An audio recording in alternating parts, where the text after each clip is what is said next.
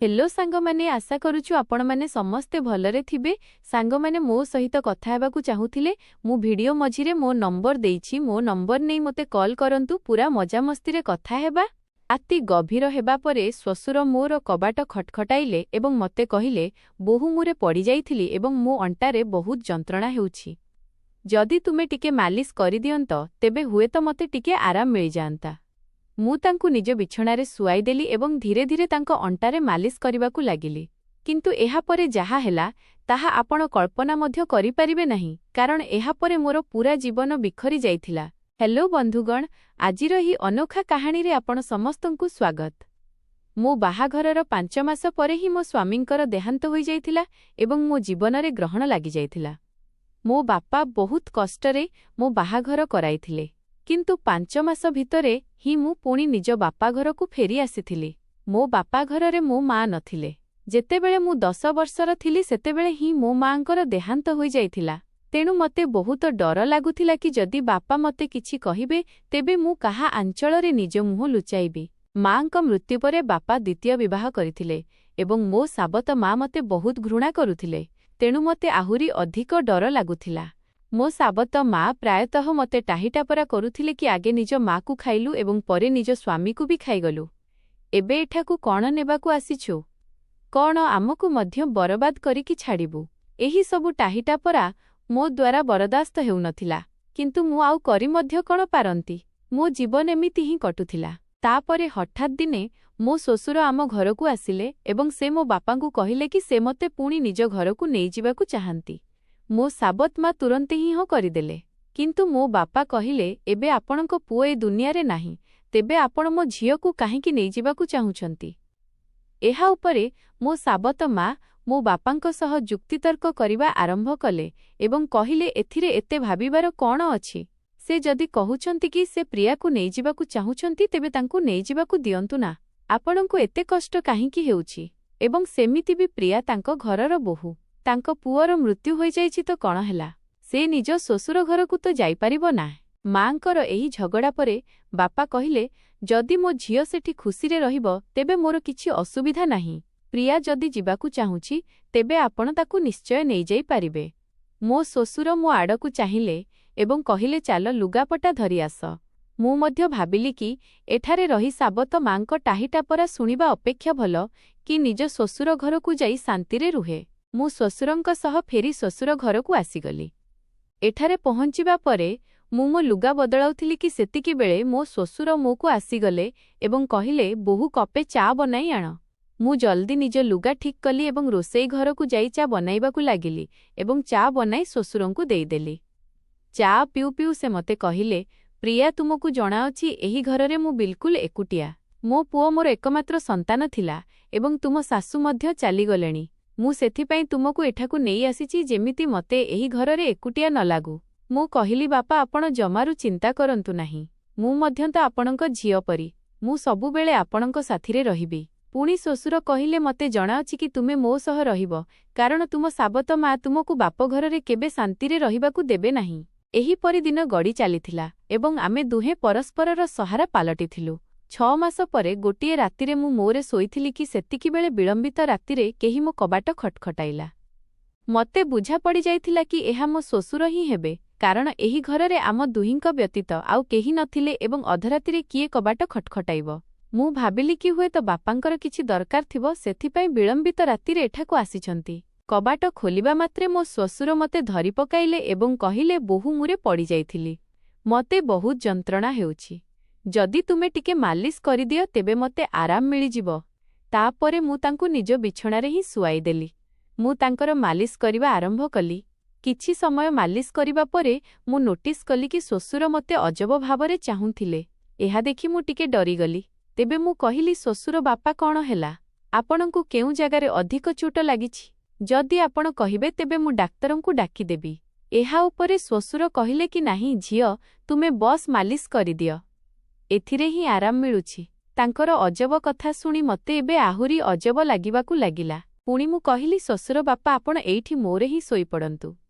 अंटारे जंत्रणा नेई आपण निज रूम पर्यंत केमिति जिबे? मु आपणकू जाई सोई पड़ुछि। मो कथा सुनी मो श्वशुर कहिले, झियो ତୁମେ ମତେ ଏହି ଅବସ୍ଥାରେ ଏକୁଟିଆ ଛାଡ଼ି ଚାଲିଯିବ? ଯଦି ରାତିରେ ମତେ ବାଥରୁମ୍ ଯିବାକୁ ପଡ଼ିଲା କିମ୍ବା ଯଦି ମତେ ଆଉ କିଛି ଦରକାର ହେଲା ତେବେ ମୁଁ କ'ଣ କରିବି? ଏହାଠାରୁ ଭଲ କି ତୁମେ ଏଇଠି ଶୋଇପଡ଼। କିଛି ସମୟ ପରେ ମୋ ଶ୍ୱଶୁର ଉଠି ମୋ ପାଖକୁ ଆସିଲେ ଏବଂ କହିଲେ, ବୋହୂ, ମୁଁ ତୁମକୁ କିଛି କହିବାକୁ ଚାହେଁ। ଯଦି ତୁମେ ମୋ କଥା ମାନିଯିବ ତେବେ ହିଁ ମୁଁ କହିବି। ତାଙ୍କର ଏହି କଥାରେ ମୋ ମନ ଆହୁରି ବେଚୈନ ହୋଇଗଲା। ମୁଁ ଚିନ୍ତିତ ହୋଇ କହିଲି, କୁହନ୍ତୁ ବାପା। ଶ୍ୱଶୁର ଟିକେ ହସି କହିଲେ, ଆଜିର ରାତି ମୁଁ ତୁମ ସହିତ ବିତାଇବାକୁ ଚାହେଁ, କାରଣ ଏବେ ଏକୁଟିଆ ଏକୁଟିଆ ଭଲ ଲାଗୁନାହିଁ। ମୋ ସ୍ତ୍ରୀ ମରିବା ପରେ ମୁଁ ଭାବିଥିଲି କି ପୁଣି ବାହା ହେବି, କିନ୍ତୁ ଯେତେବେଳେ ପୁଅର ମଧ୍ୟ ମୃତ୍ୟୁ ହୋଇଗଲା ତେବେ ମୁଁ ବାହାଘର ବିଷୟରେ ଭାବିଲି ନାହିଁ। କିନ୍ତୁ ଯେବେଠାରୁ ତୁମେ ଫେରି ଆସିଛ ତେବେଠାରୁ ମୁଁ ତୁମ ପ୍ରେମରେ ପାଗଳ ହୋଇଯାଇଛି। ତାଙ୍କର ଏହି ସବୁ କଥା ଶୁଣି ମତେ ବହୁତ ଅସହଜ ଅନୁଭବ ହେଲା, କିନ୍ତୁ ତାଙ୍କ କଥାର ବିରୋଧ କରିବାର ସାହସ ମୋର ହେଲା ନାହିଁ। ମୁଁ ନିଜରେ ହିଁ ସୋଫାରେ ଶୋଇପଡ଼ିଲି, କିନ୍ତୁ ମତେ ନିଦ ଆସୁନଥିଲା କାରଣ ମତେ ବହୁତ ଡର ଲାଗୁଥିଲା। ଶ୍ୱଶୁର ମତେ କହିଲେ, ବୋହୂ, ମତେ ଲାଗୁଛି ମୁଁ ତୁମକୁ କିଛି ଭୁଲ କହିନାହିଁ। ମୁଁ ଚାହୁଁଛି କି ତୁମେ ମତେ ବାହା ହୋଇଯାଅ ଯେମିତି ଆମ ସମ୍ପର୍କକୁ କେହି ଖରାପ ନାମ ନ ଦେବେ। ତେବେ ମୁଁ ହକାବକା ହୋଇ କହିଲି, ଶ୍ୱଶୁର ବାପା, ଆପଣ ଏହି ସବୁ କ'ଣ କହୁଛନ୍ତି? ଆପଣ ମୋ ଶ୍ୱଶୁର। ଶ୍ୱଶୁରଙ୍କ ଦର୍ଜା ବାପାଙ୍କ ସମାନ ହୋଇଥାଏ ଏବଂ ଆପଣ ମତେ ବାହାଘର କଥା କହୁଛନ୍ତି।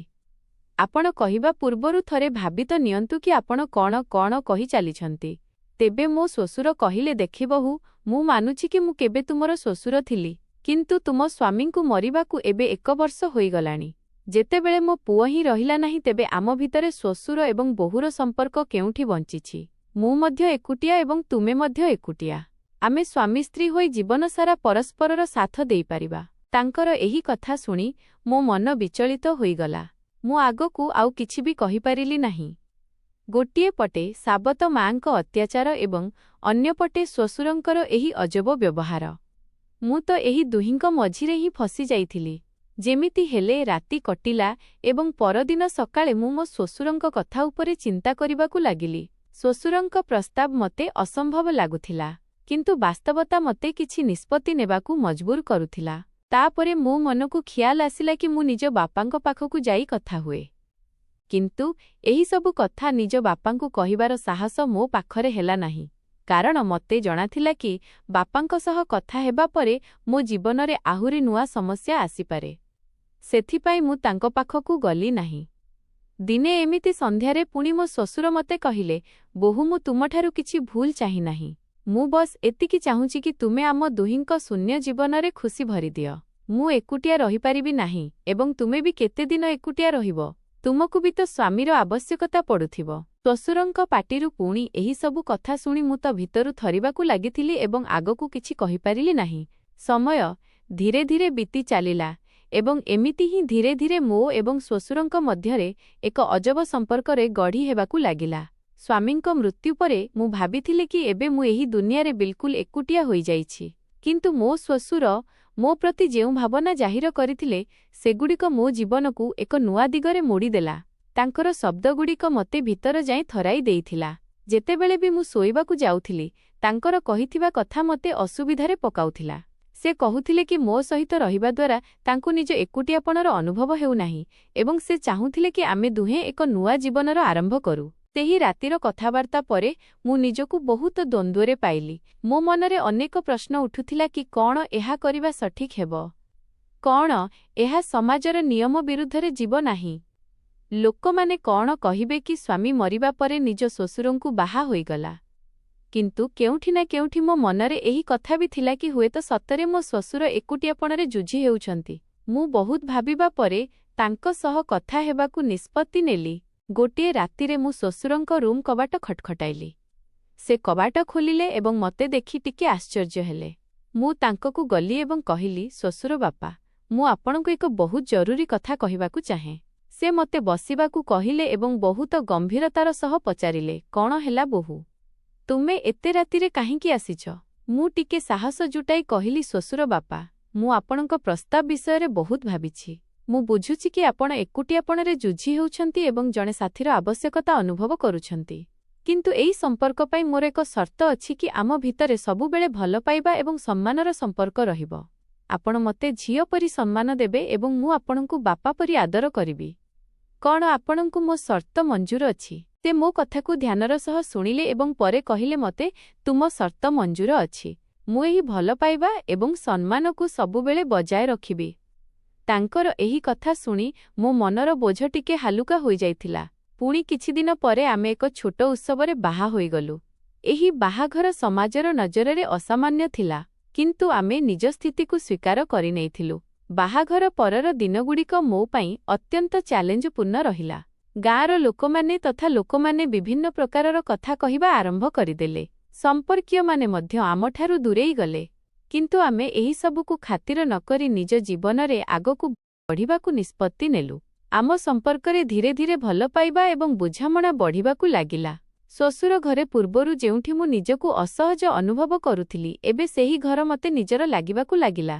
ଶ୍ୱଶୁର ସବୁ ସମ୍ଭବ ଚେଷ୍ଟା କରୁଥିଲେ ଯେମିତି ମୁଁ ଖୁସି ରହେ। ସେ ମୋର ପ୍ରତ୍ୟେକ ଛୋଟ ବଡ଼ ଆବଶ୍ୟକତାର ଖିଆଲ ରଖୁଥିଲେ ଏବଂ ମୋର ସବୁ ଇଚ୍ଛା ପୂରଣ କରୁଥିଲେ। ସେ ପ୍ରତିଦିନ ମୋ ପାଇଁ କିଛି ନା କିଛି ଖାସ୍ କରିବାକୁ ଚେଷ୍ଟା କରୁଥିଲେ। କେବେ ମୋର ପସନ୍ଦର ଖାଇବା ଜିନିଷ ଆଣୁଥିଲେ ତ କେବେ ମୋ ପାଇଁ ନୂଆ ନୂଆ ଶାଢ଼ୀ ଆଣୁଥିଲେ। ଧୀରେ ଧୀରେ ମୁଁ ତାଙ୍କ ପ୍ରତି ଏକ ଅଲଗା ପ୍ରକାରର ଆଦର ଅନୁଭବ କରିବା ଆରମ୍ଭ କଲି। ଆମେ ଦୁହେଁ ମିଶି ଏକ ନୂଆ ଜୀବନର ଆରମ୍ଭ କରିଥିଲୁ। ଶ୍ୱଶୁର ଏବେ ମୋ ଜୀବନର ଏକ ଅଭିନ୍ନ ଅଂଶ ପାଲଟି ସାରିଥିଲେ ଏବଂ ଏବେ ଆମ ଭିତରର ସମ୍ପର୍କ କେବଳ ଶ୍ୱଶୁର ଏବଂ ବୋହୂର ରହିଲା ନାହିଁ, ବରଂ ଏବେ ଆମେ ଦୁଇଟି ଶରୀର ଏବଂ ଗୋଟିଏ ପ୍ରାଣ ହୋଇସାରିଥିଲୁ। ସେ ମୋର ବଞ୍ଜର ଜୀବନରେ ବର୍ଷା କରିଥିଲେ। ସେ ମୋତେ ପୁଣି ଥରେ ହସିବା ଶିଖାଇଥିଲେ। ଜୀବନକୁ ଏକ ନୂଆ ଦୃଷ୍ଟିକୋଣରେ ଦେଖିବା ଶିଖାଇଥିଲେ। ବାହାଘରର କିଛି ମାସ ପରେ ମୁଁ ଅନୁଭବ କଲି କି ଆମ ଭିତରର ଏହି ନୂଆ ସମ୍ପର୍କରେ ମୋତେ ଏକ ନୂଆ ଦିଗ ଦେଉଛି। ଆମେ ଦୁହେଁ ସାଥୀ ହୋଇ ଅନେକ ଅସୁବିଧାର ସାମ୍ନା କଲୁ ଏବଂ ପ୍ରତିଥର ପରସ୍ପରର ସାଥ ଦେଲୁ। ଶ୍ୱଶୁରଙ୍କ ସହ ମୋର ଏହି ନୂଆ ସମ୍ପର୍କ ମୋତେ ଜୀବନର ଅନେକ ନୂଆ ଦିଗ ଦେଖାଇଲା। ସେ ମୋତେ ଏହା ଅନୁଭବ କରାଇଲେ କି ଜୀବନରେ ଯଦି ସାଥୀ ସଠିକ୍ ହୁଅନ୍ତି ତେବେ କୌଣସି ବି ଅସୁବିଧା ଏତେ ବଡ଼ ହୋଇନଥାଏ କି ତାକୁ ପାର କରାଯାଇ ପାରିବ ନାହିଁ। ସମାଜ ମଧ୍ୟ ଆମକୁ ବହୁତ କଟୁ କଥା ଶୁଣାଇଲା, କିନ୍ତୁ ଆମେ କାହା କଥାରେ ଗୁରୁତ୍ୱ ଦେଲୁ ନାହିଁ। ଆମ ସମ୍ପର୍କରେ ଧୀରେ ଧୀରେ ଏକ ନୂଆ ପ୍ରକାରର ପ୍ରେମ ଏବଂ ସମ୍ମାନ ଉକୁଟିବାକୁ ଲାଗିଲା। ତାଙ୍କ ସହ ବିତାଇଥିବା ପ୍ରତିଟି ମୁହୂର୍ତ୍ତ ମୋତେ କିଛି ନୂଆ ଶିଖାଇଲା ଏବଂ ମୋତେ ଅନୁଭବ ହେଲା କି କେବେ କେବେ ଜୀବନ ଆମକୁ ଏମିତି ମୋଡ଼କୁ ନେଇ ଆସେ ଯେଉଁଠି ଆମକୁ ନିଜ ନିଷ୍ପତ୍ତି ଉପରେ ପୁନର୍ବିଚାର କରିବାକୁ ପଡ଼ିଥାଏ। ଆଜି ମୁଁ ମୋ ଶ୍ୱଶୁରଙ୍କ ସହ ଏକ ନୂଆ ଜୀବନ ବଞ୍ଚୁଛି ଏବଂ ଆମ ମଧ୍ୟରେ ଥିବା ଭଲ ପାଇବା ଏବଂ ସମ୍ମାନ ପୂର୍ବ ଅପେକ୍ଷା ଆହୁରି ଅଧିକ ମଜବୁତ ହୋଇଯାଇଛି ଏବଂ ସେ ମୋ ଜୀବନର ସବୁଠାରୁ ଗୁରୁତ୍ୱପୂର୍ଣ୍ଣ ମଣିଷ ପାଲଟି ସାରିଛନ୍ତି। କମେଣ୍ଟ କରି ନିଶ୍ଚୟ ଜଣାଇବେ କି ଆପଣଙ୍କୁ ଏହି କାହାଣୀ କେମିତି ଲାଗିଲା। ଯଦି ଆପଣଙ୍କୁ ଏହି କାହାଣୀ ପସନ୍ଦ ଆସିଥାଏ ତେବେ ଏହାକୁ ଲାଇକ୍ କରନ୍ତୁ ଏବଂ ନିଜ ବନ୍ଧୁମାନଙ୍କ ସହ ମଧ୍ୟ ସେୟାର କରନ୍ତୁ। ଆଗକୁ ମଧ୍ୟ ଏମିତି ରୋମାଞ୍ଚକର କାହାଣୀ ପାଇଁ ଆମ ଚ୍ୟାନେଲକୁ ସବସ୍କ୍ରାଇବ୍ କରନ୍ତୁ ଏବଂ ବେଲ୍ ଆଇକନ୍ ଦବାଇବାକୁ ଭୁଲନ୍ତୁ ନାହିଁ। ସମସ୍ତେ ନିଜର ଏବଂ ନିଜ ପରିବାରର ଖିଆଲ ରଖନ୍ତୁ। ଧନ୍ୟବାଦ।